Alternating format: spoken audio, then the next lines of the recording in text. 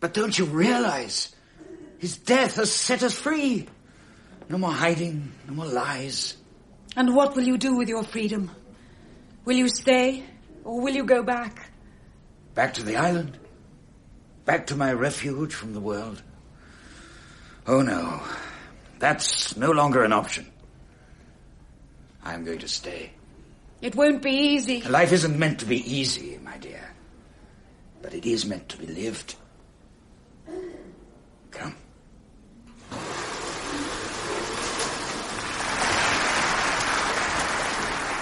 Everybody on? Are we all here? No, where's Ben? Mr. Bennington! Mr. Bennington! Well, we can't wait for Ben. Take it up, Clem.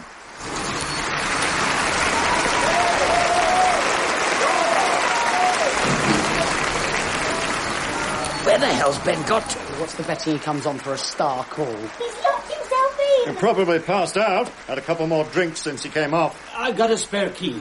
Take it up, Clem. On you go, Dr. Rutherford.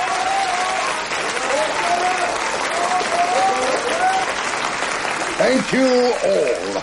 I'm much obliged to you, ladies and gentlemen, and to our actors. The actors are much obliged too, no doubt to you, but not necessarily to me. Gas. I'm not able to gather... There's a smell of gas. You're right. Tell Clem to get the curtain down as soon as he can, without creating a panic. Wine needs no bushel, therefore to beg will not become me. What the devil do you think you're playing at? I have nearly finished. It's Ben. He's gassed himself. Looks as if he's dead.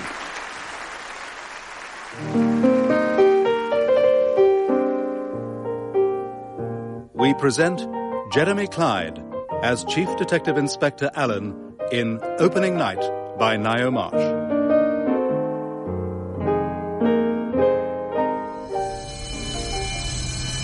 Gassed himself in his dressing room. Something about that rings a bell.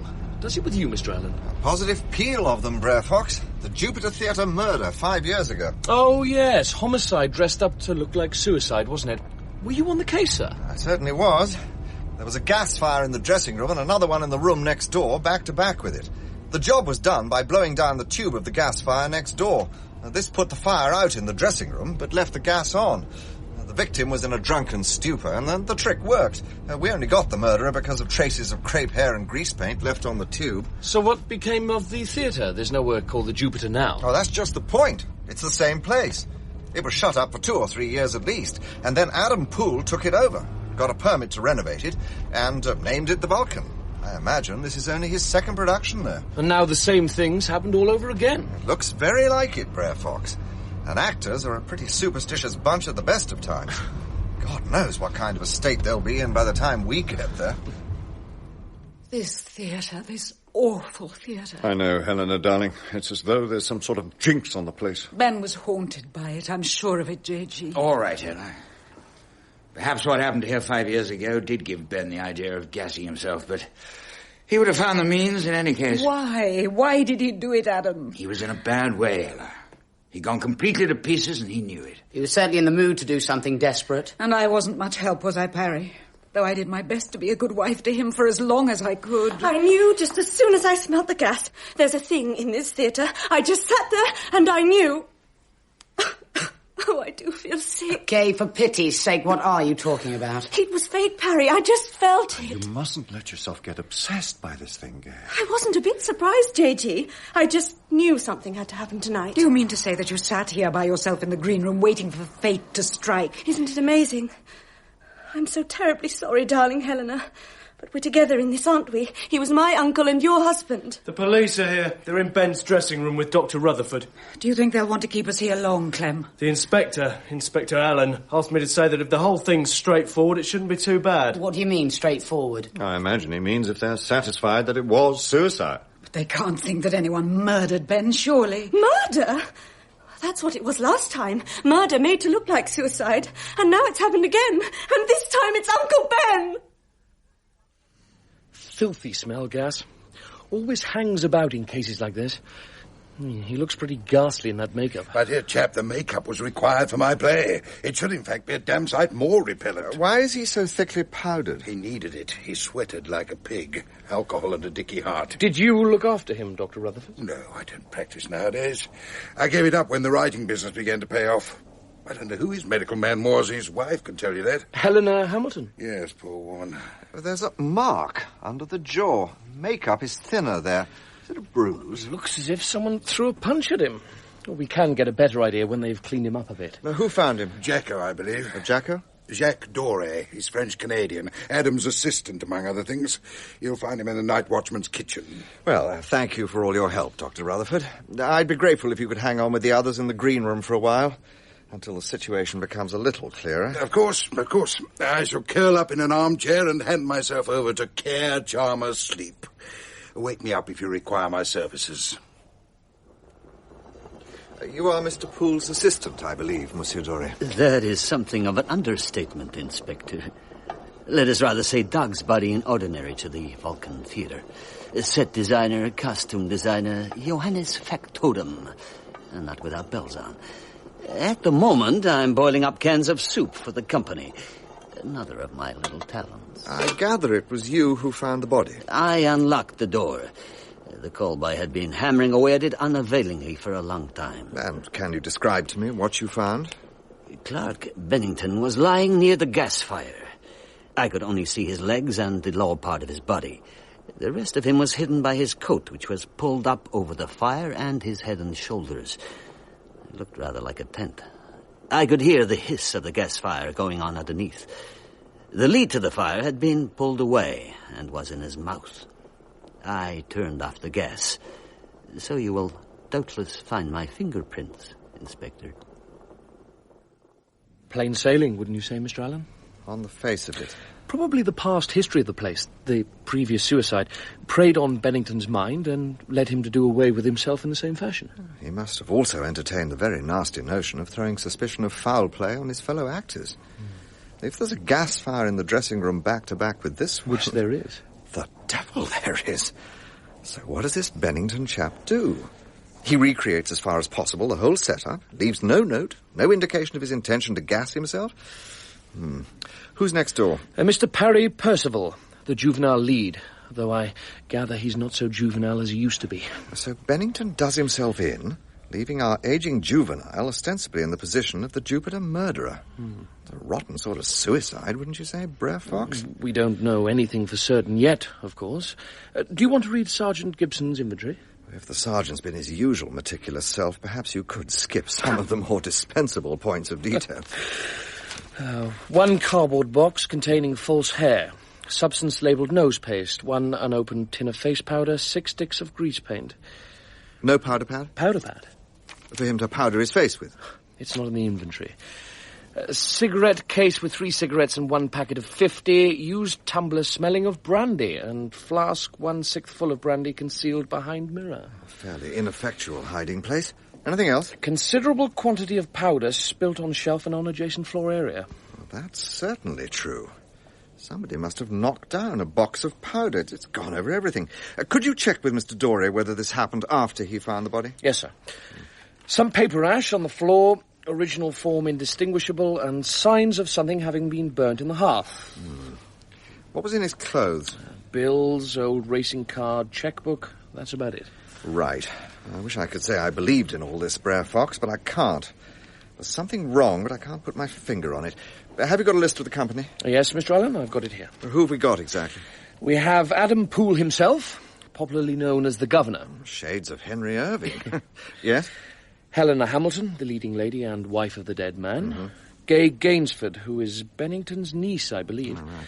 J.G. Darcy, whom I think we might describe as the character man, and Parry Percival, the aforementioned juvenile. Oh, and there's a girl called Martin Tarn, an understudy who went on for Miss Gainsford this evening. Why was that?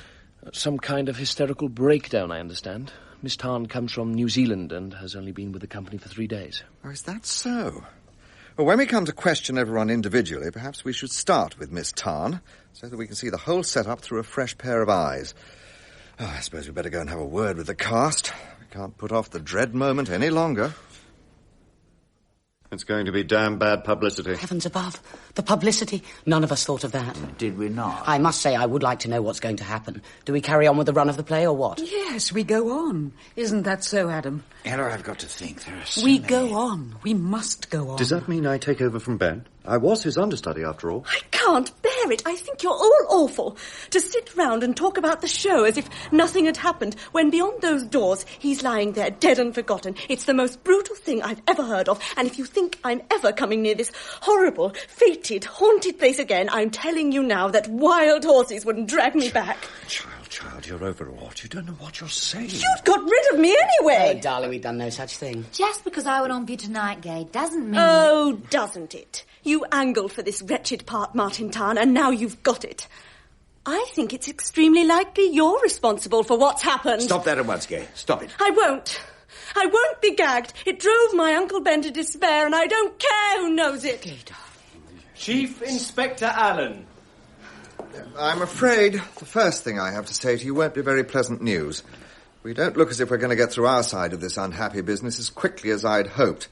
I know you're all desperately tired and very shocked, and I'm sorry, but the general circumstances aren't quite as straightforward as you probably suppose them to be. What exactly do you mean, Inspector? Miss Hamilton, I believe. Perhaps at this moment it would be better to call myself by my married name, Helena Bennington. Yes, of course. I'm sorry, but I'm sure you will have guessed that one can't overlook the other case of gas poisoning associated with this theatre. Yes, of course. We've all been talking about it. I'm sure you have, and so have we. And I expect you've wondered if the memory of that former case could have influenced your husband. I'm certain it did. We all are. Have you any specific argument to support this theory? Nothing specific, no. But I know that my husband didn't like this theatre on account of that other dreadful business. He felt that there was an unpleasant atmosphere in this place. In a way, I think it had a rather horrible fascination for him. Did anyone else notice this fascination of Mr. Bennington's? Oh, yes. Oh. I did. He talked to me about it. But when he saw how much it upset me, because I'm so stupidly sensitive to atmosphere, I just can't help it. You are Mr. Bennington's niece, I believe, Miss Gainsford. Yes. It was a rather marvellous relationship. My father died in the war, and Uncle Ben really felt we were awfully near to each other. Do you know, that's why it's so devastating for me, because I sensed how wretchedly unhappy he was. Do you mind telling us why you thought him so unhappy? I don't think any of us have any doubt about my husband's unhappiness, Mr. Allen. Ben drank so heavily that he had ruined his health and his work quite completely. I wasn't able to help him, and we were not... Our life together wasn't true.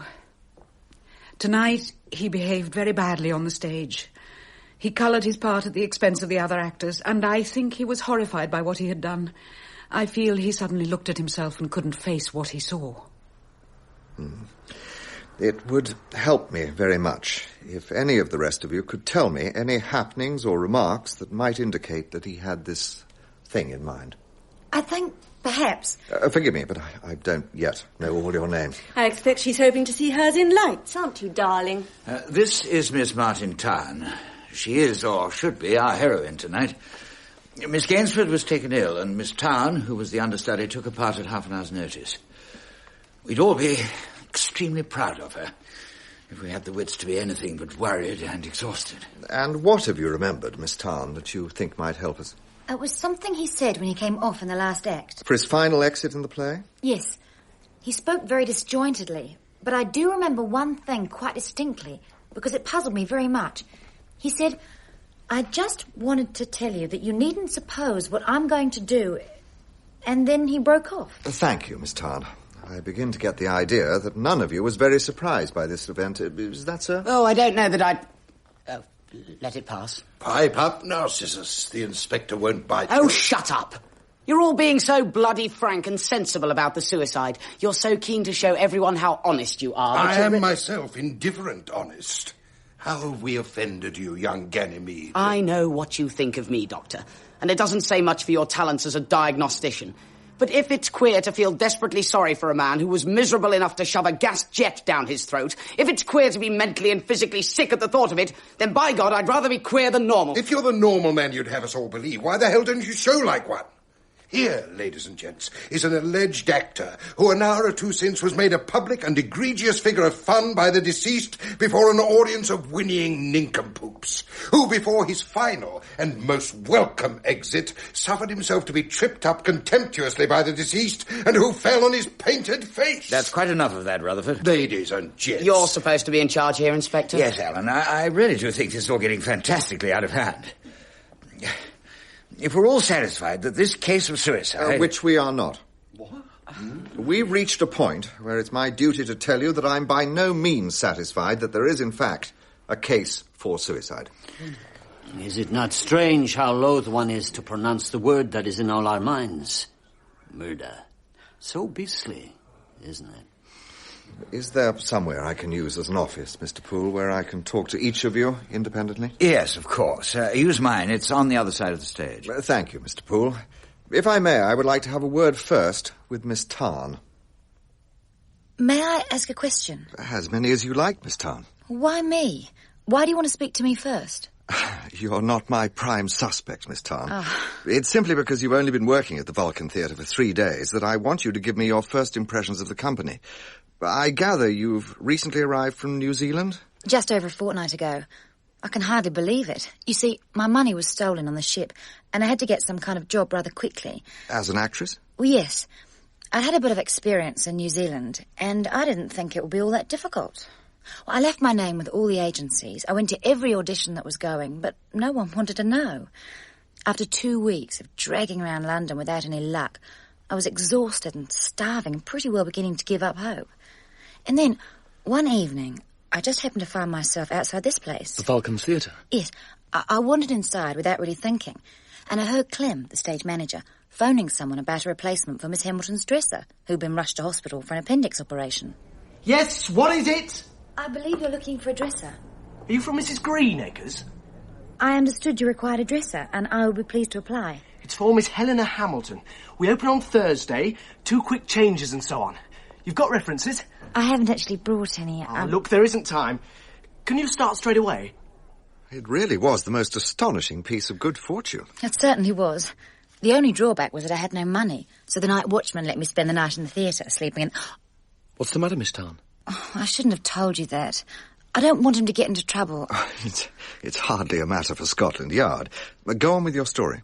I was terrified of meeting Miss Hamilton at first. I thought she'd see through me straight away. But she couldn't have been friendlier. You've come to help me, haven't you? Now that is kind. I'm sure we'll get on famously together. And she turned her back on me. It took me a moment or two to realise that this was my cue to take off her coat. And then Mr. Bennington came in. It never occurred to me that he was her husband. I've been having a word with Rutherford. Oh, really? What about? About young Gay. He's been going on at her again. So has Adam. I wanted to talk to you. Well, so you shall. But I shall have to change now, Ben. This is my new dresser, Martin Tarn. You see, I thought she must be married to Adam Poole. What made you think that? Well, they seemed so loving towards one another. And then a beautiful box of orchids arrived from him, and that seemed to clinch it. Darling! Ella, hello! He had the next door dressing room, and they called to one another through the wall. Darling, they're quite perfect. Thank you, my sweet.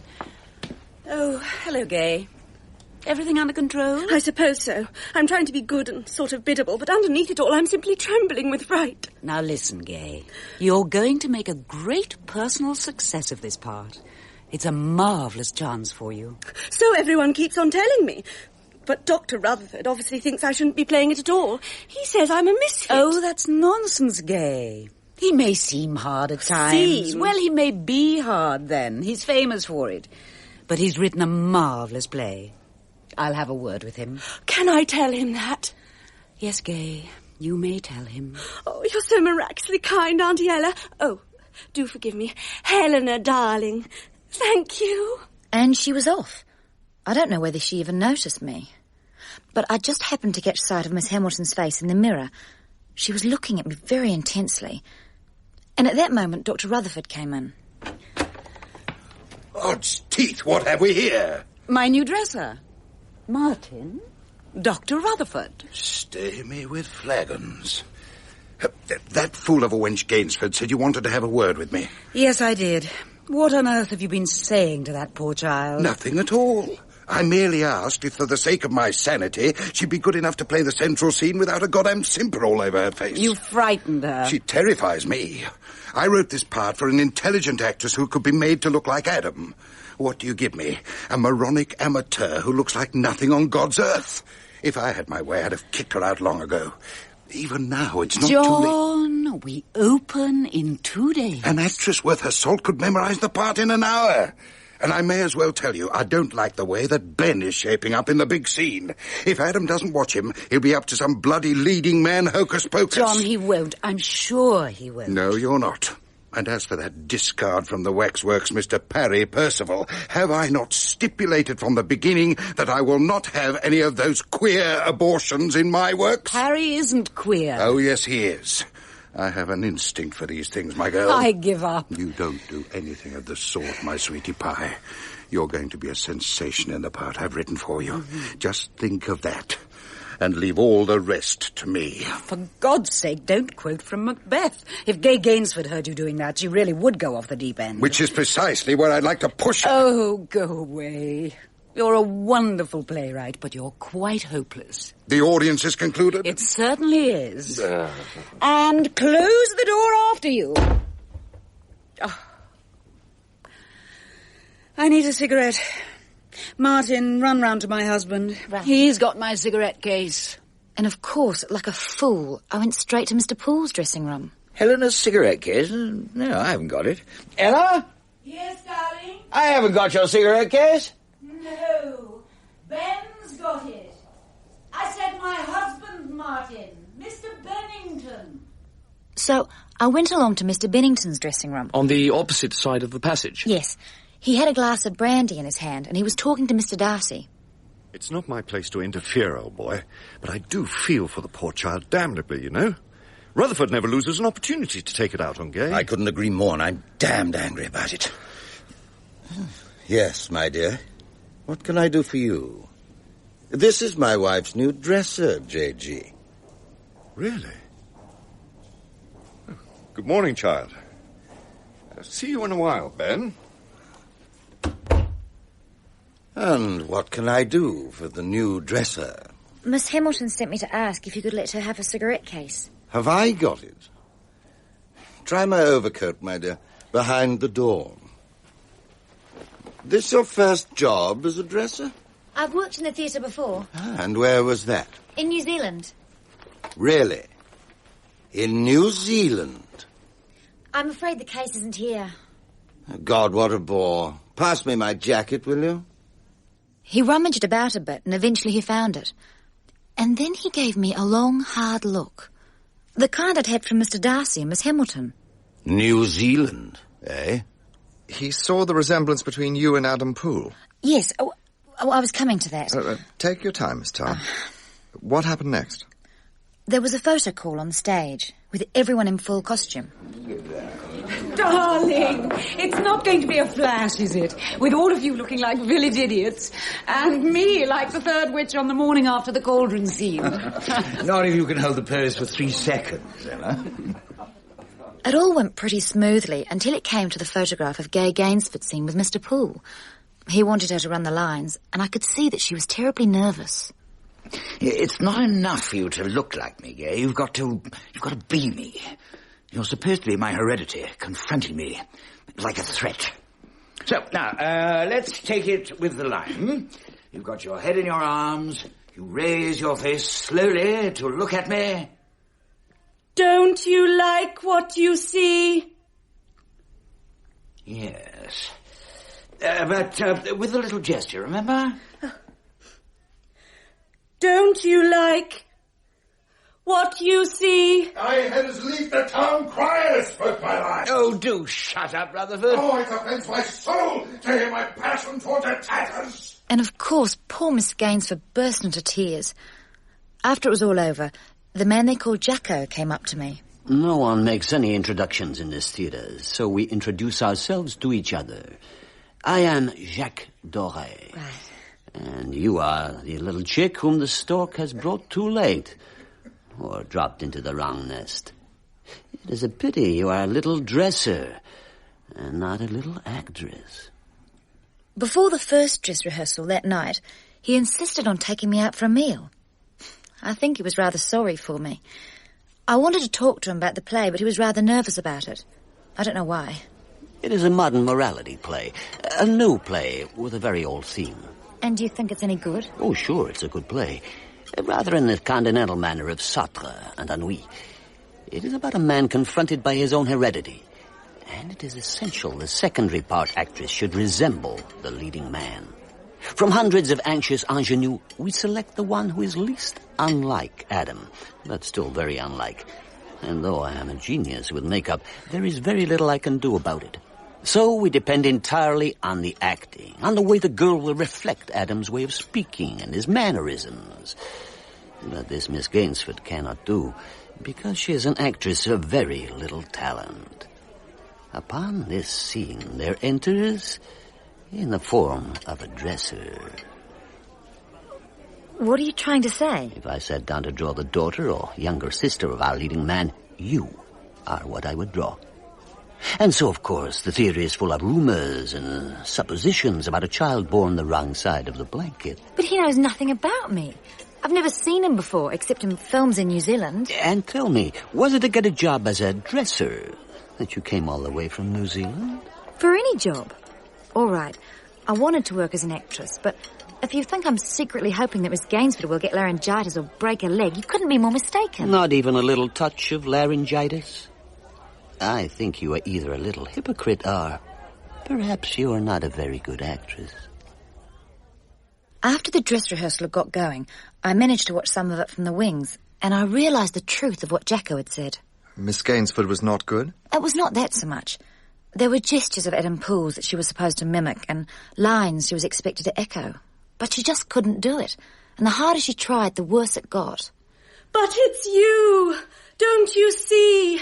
You can't escape from it! What I didn't realise was that Mr. Bennington was standing beside me. He smelled terribly of brandy. So you think you could do better? Oh, I'm sorry. Miss Hamilton want me to change over the third act. No, I want you to tell me what this is all about and who the bloody hell you are. You know who I am. Please let me go. My wife's dresser and my wife's lover's little by-blow. Is that the story? Tell me. Off you go, Miss Tarn. Miss Hamilton will be waiting. You're an offensive fellow in your cups, Ben. Get along and change for the last act. The rehearsal didn't end until well after midnight. I still hadn't been paid anything and I had nowhere to go. So you decided to spend another night in the theatre? I went into Miss Hamilton's dressing room to wait until everyone else had gone home. But I found Mr. Poole in there, sitting in front of the gas fire. Come in, Miss Tarn. I want to talk to you. Do sit down, please. Thank you. I want to apologise to you for Mr. Bennington's behaviour. He's not likely to do so for himself. That really didn't matter. Well, of course it mattered. For both of us. You're a New Zealander, I understand. How old are you? I'm 19. I toured New Zealand in my first job 20 years ago, and Bennington was in the company. Hence his charming little line about my by-blow. Under the circumstances, I hope you won't mind my asking you who your parents are. My father was Edward Tarn. He was killed in the war in Crete. And your mother? What was her maiden name? She always thought it sounded silly. Paula Poole Passington. Of course, that's it. An old cousin of my father's. His name was Poole. Married someone called Passington and went off to New Zealand. Did you know of the connection? Yes, I did. You might have mentioned it. I preferred not to. Too proud? If you like. And did you know about the girl's part in this play?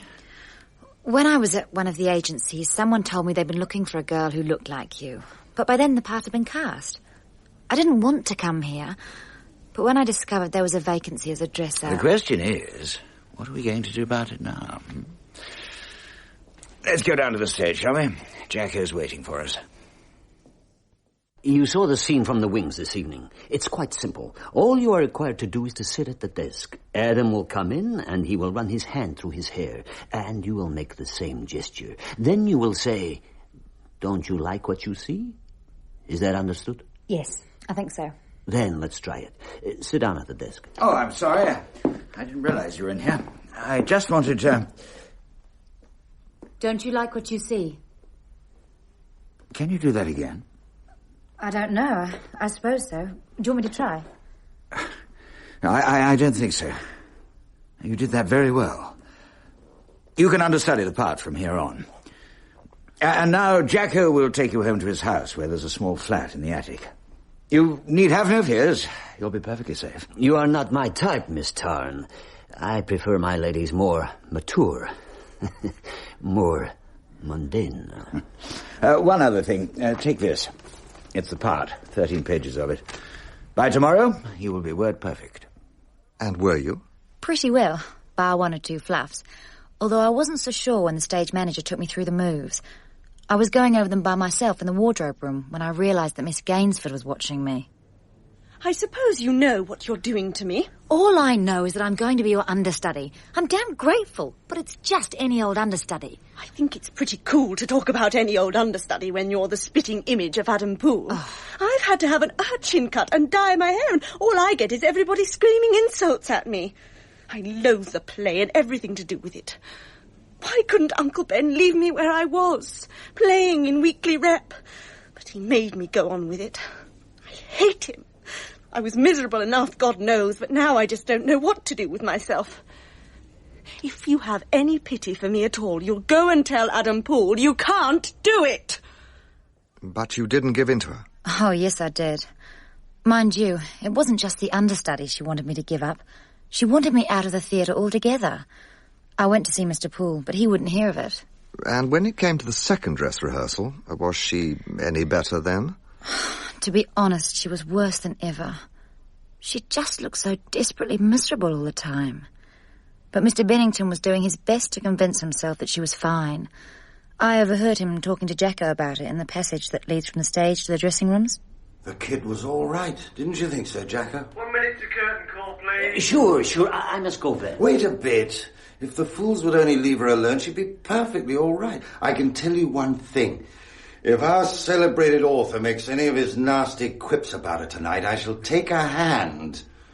I've still got a trick or two up my sleeve. What did he mean by that, I wonder? I've no idea. Dr. Rutherford was very quiet while Mr. Poole was giving his notes, but I thought he looked like a slumbering volcano. And he kept turning his eyes in my direction. But he didn't say anything? Not until I was about to go home, and then he suddenly exploded. I don't want that wench to leave. I've got to talk to you, Adam. Run along home, Miss Tarn. You must be very tired. Oh, no, you don't. I want the wench to stay, Adam. I didn't stop to hear any more. I just fled as if my life depended on it. And the following morning? This morning, I should say. Nothing. If Dr. Rutherford was trying to persuade Mr. Poole to give Miss Gainsford the push, he obviously didn't succeed. And how was she? Oh, she looked scared stiff when she came in. Mr. Darcy brought her in a taxi. I'm so frightened of him, J.G. I won't have it. By God, if he worries you again, author or no author... It's not him. I know he's simply filthy to work with, but it's not him, really. Then who is it? It's Uncle Ben. I'm just plain terrified of him. I don't know what to do. So what finally tipped her over the edge? Macbeth, I think. Macbeth? Jacko was in her dressing room, putting the finishing touches to her makeup. She was pretty hysterical already from what he told me. There's a jinx on this place, Jacko. Something that drove that man to murder. In the very dressing room where Uncle Ben is now. And it's out to get me tonight. What am I going to do? You are going to go on and play your part and stop all this nonsense. It is the eye of childhood that fears a painted devil. What did you say? That's from Macbeth. You quoted Macbeth in my dressing room! She just went berserk, threw a bottle of wet white at the mirror and screamed the place down. After that, there was nothing for it but for me to go on in her place, and Miss Hamilton had to do without me as a dresser. I can't remember anything else. I was in a kind of daze. Apart from actually going on, I didn't notice anything until Mr. Bennington came up and spoke to me after he came off stage. I just wanted to say, I suppose you aren't to be blamed. You saw your chance and took it. No. But I'm not worrying about that. I just wanted to tell you that you needn't suppose what I'm going to do. You needn't think... I mean... And I think that was just about the last thing he said to anyone. Thank you, Miss Tarn. I think I now have a pretty clear overall picture of the tensions that were going round the theatre, apart from those normally associated with the first night. What I need to establish now is what everyone was doing between Bennington's final exit and the time of his death. If you would go and join the others, I think the best plan would be to get the whole company on stage. Yes, sir. I was on stage for the entire time, Mr. Allen. There's a scene before Ben's exit between Mr. Darcy, Parry Percival, Ben, and myself. Then Darcy and Parry go off, and Ben follows them a moment later, and Adam and I finish the play. And were you on stage too for the whole period, Mr. Poole? I go off for a moment after Ben's exit. It's a rather macabre coincidence that in the play, Ben's character commits suicide off stage. He shoots himself. When I hear the shot, I go off and return almost immediately for the last scene with Ella. Did anyone notice Mr. Poole while he was standing there? Well, the doors recessed. I was more or less screened. Darcy and I went straight back to our dressing rooms. Together? You were slightly ahead of me, I think, Parry. Yes, I was. Miss Tarn was in the passage, and I spoke to her for a moment. Do you remember that, Miss Tarn? Yes. Mr. Percival stopped and spoke to me. So did Mr. Darcy. And they went on down the passage to be followed by yourself and Mr. Bennington. And that was when Mr. Bennington spoke to you? Yes, that's right. And then Mr. Doré joined you? Yes. He said my makeup needed fixing. So that after Mr. Bennington had gone to his room, you, Mr. Percival, were in your dressing room, which is next door to his. Mr. Darcy was in the dressing room, which is on the far side of Mr. Percival's, and Miss Tarn was in her own dressing room? Actually, it's my dressing room, Inspector. In Miss Gainsford's dressing room. How long were you all there? I briefly adjusted this infant's makeup and returned with her to the stage. I think that Mr. Percival and Mr. Darcy left their dressing rooms and went back to the stage for the curtain call before we did. I heard them going up the passage together. And where were you, Dr. Rutherford? Confined to my box, suffering the torments of the damned at what they were doing to my play. And you, Miss Gainsford? I was in the green room. All the time. Have you got a cigarette, J.G.? I must have left mine somewhere. Oh, yes, of course, dear. You're quite certain that you didn't leave the green room at any time? I don't know. I don't remember. My dear Gay, I don't suppose the inspector imagines that you went into Ben's room, knocked him senseless with a straight left to the jaw and turned the gas on. It would be interesting, Mr. Poole, to hear how you know about the straight left to the jaw. I merely guessed. If Ben was killed, and I still don't believe that he was, it seems the only way in which the murder could be brought about. And what about you, Mr. Darcy? What? Do you share Mr. Poole's views on the straight left theory? Oh, I believe with the others that Ben's death was suicide. And we still don't know whether Miss Gainsford left the green room. Oh, for goodness sake! This is too tiresome.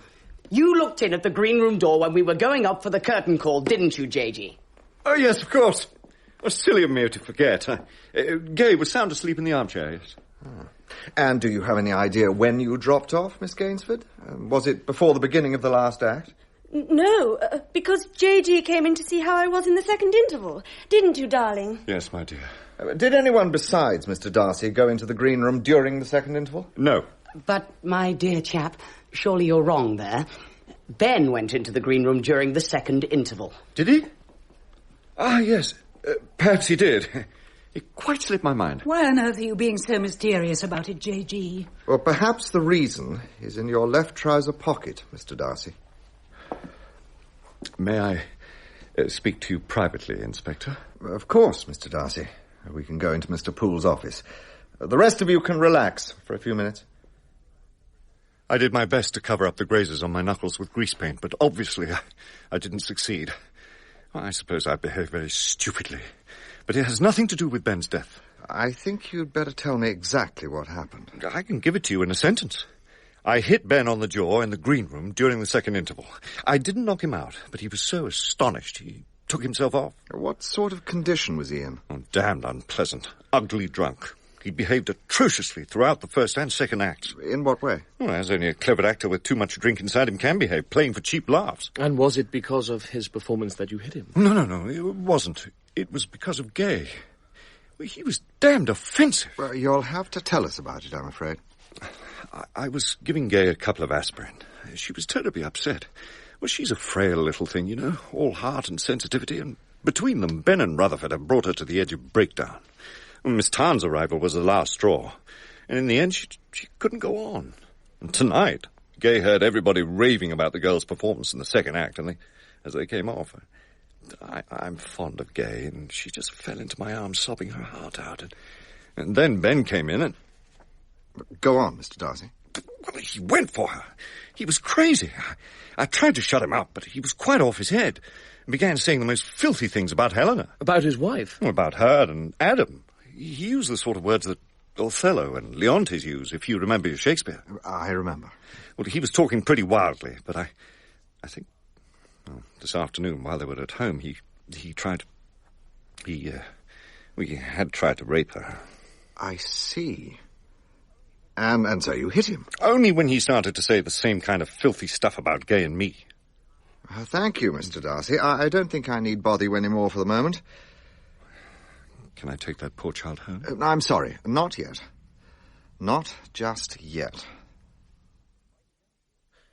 It might account for Bennington doing himself in. Being hit on the jaw? Well, not exactly, but it might have sobered him up a bit. All that business with Helena Hamilton.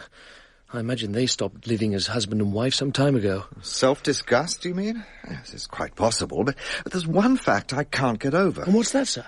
If a man's going to commit suicide, he doesn't carefully and heavily powder his unbecoming makeup as if he meant to go on and take his curtain call with the rest of the cast. Now, does he?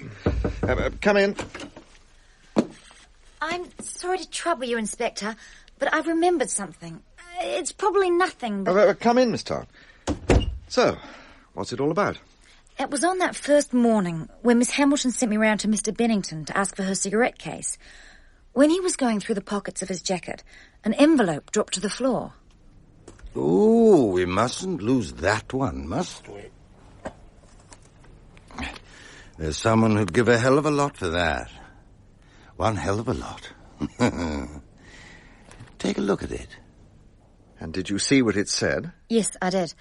It was addressed to Mr. Bennington and had a foreign stamp on it. The name of the sender was written on the back. Do you remember it? It was Otto Broad, and the address was a theatre in Prague. At least I think so. And what was in the envelope? Nothing very much. A single sheet of paper, I should think. Well, thank you very much, Miss Tarn. I think you may have given us something very important.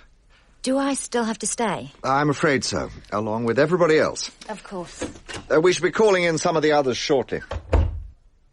Do you really think it's important, sir? Hard to tell, Brer Fox, but it does put things in a rather different light.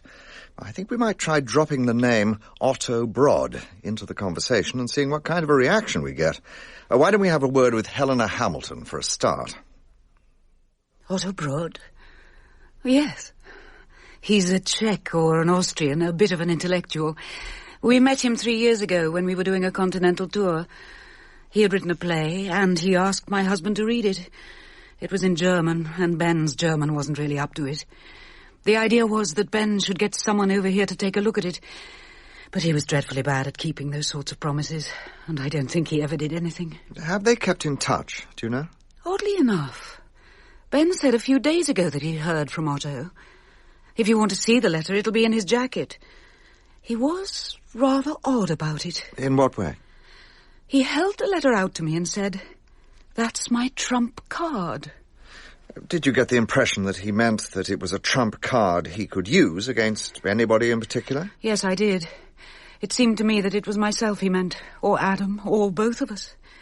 But we've both got alibis, haven't we, if it was murder? Oh, you have, certainly. You didn't come down to the theatre this evening with your husband? No. He was ready before I was. And in any case... Well, I think I must tell you that I know something of what happened at your home this afternoon. But how can you possibly know that? Well, your husband didn't exactly keep it a secret. It was a kind of revenge, I suppose. I was in my bedroom trying to relax before opening night. Hello, Ella. How comfy you look. What is it, Ben?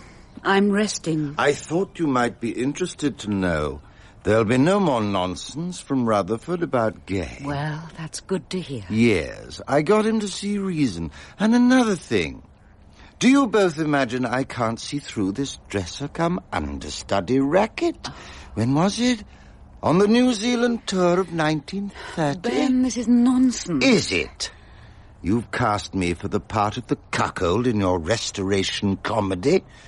Well, just for once, I'm going to play the lover.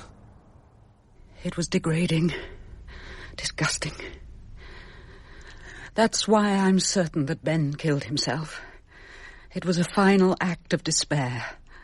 He'd got nothing to live for. I don't want to talk about it anymore. Otto Broad? I think he was very fond of Ella for a time. An affair as brief as summer lightning floated out of some midsummer notion of Vienna and Strauss waltzes. Why bring him into it? Well, when Bennington came into the theatre this evening, he had a letter from Otto Broad in his pocket. Why shouldn't he? The letter is nowhere to be found. Oh, my dear chap, he probably chucked it out or burnt it or something. I hardly think so. He told Miss Hamilton it was his trump card. Now, what did he mean by that, I wonder? Does anybody else in the company have any acquaintance with Otto Broad? I should hardly think so. It was too long ago. No, wait a minute. I think Jacko may know something about him. Why didn't you ask him? I have heard of him. Did you know him? I've never met him. Never. Perhaps you've seen some of his work. Would I be right, Monsieur Doré, in supposing that you speak German? Yes, you would. Oh, then I think you may be in a position to tell me why Bennington regarded a letter that he had just received from Otto Broad as his trump card. You have been very clever, Inspector. Very clever. I think you'd better tell me all that you know, Mr. Doré. They're all on stage, sir, as ordered. Do you think I'm taking a rather risky line? Well, sir, it's a very unusual sort of procedure. It's a very unusual case. Come on, old trooper, let's get it over with. Right you are, Chief. I have to tell you all that there is no doubt that your fellow player was murdered. There is conclusive evidence to prove this, which I'm going to put before you. One of the last acts of the deceased was to powder his face, and yet after his death, there was no used pad of cotton wool anywhere in the dressing room. There is, on the other hand, a fresh stain near the gas fire, which may, on analysis, turn out to show that such a pad had been burned on the hearth. Well, this is hardly very conclusive. What is conclusive, Mr. Darcy, is that there was a box of face powder overturned after Bennington's death. It was over the coat which had been used to cover his head, and it was over his fingerprints on top of the gas fire. The powder could only have been scattered after and not before Bennington's death. So where exactly is all this leading, Inspector? It is leading to a question, Mr. Percival. How is it possible to get Bennington down on the floor, disengage the tube from the gas fire, put the rubber end in his mouth, turn on the gas, and cover him with his own overcoat? He was probably dead drunk. Well, he was not too drunk to make up his own face. It seems more likely that he was drugged. Now, how the drug was administered, I cannot say with certainty. It may have been in the brandy, but we shall, of course, be having a chemical analysis made of everything he used. His cigarettes, his makeup, and even the grease paint on his face. Death by grease paint. How richly Jacobean. Well, following this line of thought, it seems clear that 2 visits would have had to been made to Bennington's dressing room. The first, to plant the drug during his scene on stage with Miss Hamilton in the last act. And the second, after he had come off and before the smell of gas was noticed by Mr. Percival. But why should any of us want to kill him? Well, you all, I think, had a reason to dislike this man. Yes, but there's a world of difference between... In one of you, the cause was linked to that particular kink which distinguishes murderers from the rest of mankind. With such beings, there's usually some explosive agency which, if it's touched off, sets them going as murder machines. In this case, I believe the fuse to have been a letter written by Otto Broad to Mr. Bennington. The letter has disappeared and was probably burnt in his dressing room. as the powder pad may have been burnt. By his murderer. But what can Otto possibly have had to do with anything? As for opportunity, if there were 2 visits to Bennington's dressing room during the last act, I think that all of you, except Miss Hamilton, could have made the first one. But for the second, we have a more restricted field. I think we can probably put Miss Tarn out of the picture. That must be quite a change for you, darling. As for Miss Gainsford, she was in the green room throughout the whole period and tells us that she was asleep. There is no witness to this. Oh, George! It's all right, my dear. We know it couldn't have been you. Mr. Darcy and Mr. Percival are also on the list of persons without alibis during the crucial second period. They were alone in their dressing rooms. Dr. Rutherford could certainly have visited Bennington's room during this period, as at any time during the performance, by coming down from his box and crossing the stage behind the scenery. Mr. Poole could not, in my opinion, have effected what had to be done during his very brief period offstage. Thank you, Inspector. Mr. Doré is in a somewhat different category. After he had escorted Miss Tarn back to the wings, everyone's attention was riveted on the stage, and he could have been almost anywhere. As befits my role as Jacques of all trades. That is all I have to say. I'm going to ask you all to return to your dressing rooms and collect your things. I would also be obliged if you would call in on your way out and leave me a note of your addresses and telephone numbers. That will be all. If any of you wish to have a word, I shall be in Mr. Poole's office. So, Mr. Parry Percival has checked out and gone home, and Mr. Darcy and his little friend, Miss Gainsford, and Miss Tarn has gone off to dream of stardom, and Miss Hamilton has gone home in a taxi. So what do you reckon now, Mr. Allen? A confession? An attempt to escape? Oh, there'll be no escape. The place is surrounded. Well, if I've bungled it, at least I've done it in a big way. Come in. Inspector, if there is to be an arrest involving a member of my company, I'd rather be present. Of course, Mr. Poole, I fully understand, but I think that perhaps you'd... Inspector, I think you'd better come at once. It's Dr. Rutherford. He's still sitting where he was on the stage, in the dark. He says he wants to talk to you. I've an idea he's taken something. Get an ambulance here, Brer Fox. Quick as you can. Yes, sir. Don't waste your time, Inspector. No use sending for ambulances and doctors. If I've calculated correctly, I've just left myself time to confirm what I suspect that Inspector Alleyn has already found out for himself. It was Otto Broad's play that the audience applauded tonight, wasn't it? Not such a bad little effort in its way. But I improved it beyond all recognition. It would have been nothing without me. But Ben did recognize it. Otto Broad gave him the play for his opinion. But old Ben's German wasn't up to much, and so Jacko and I had a read of it. But Ben understood enough German to realize that your new play was the one that Otto Broad had given him. Yes. Jacko recognized it too, of course. But he had the decency to keep his mouth shut. Ben wasn't so charitable and rode off to Otto Broad to get his suspicions confirmed. And I suppose Ben attempted a little blackmail? He said that if I didn't stop insisting that the wretched Gainsford wench be sacked, he would publish Broad's letter. I had no alternative but to give way. But when the stupid girl had her breakdown after Jacko quoted from the Scottish play, Miss Tarn went on anyway. And so Ben decided to go ahead, despite it all? 5 minutes before the performance began, Ben informed me that at the final curtain he intended to advance to the footlights and tell the audience I'd pinched the play. Knowing that Ben meant business, I slipped into his dressing room and loaded his powder pad with a handy little poison called pethidine.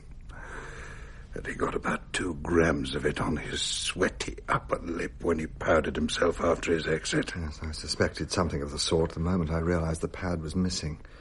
Pethidine works very fast, as I can confirm from present experience. I've taken a considerable dose of it myself. When I returned before the curtain call, Ben was already comatose. and I doubt whether the gas would have been necessary. But I went ahead with it anyway. Because of the other death by gas poisoning, and to suggest suicide. It might have worked, with a shade more attention to detail on my part. But I was always a little slapdash.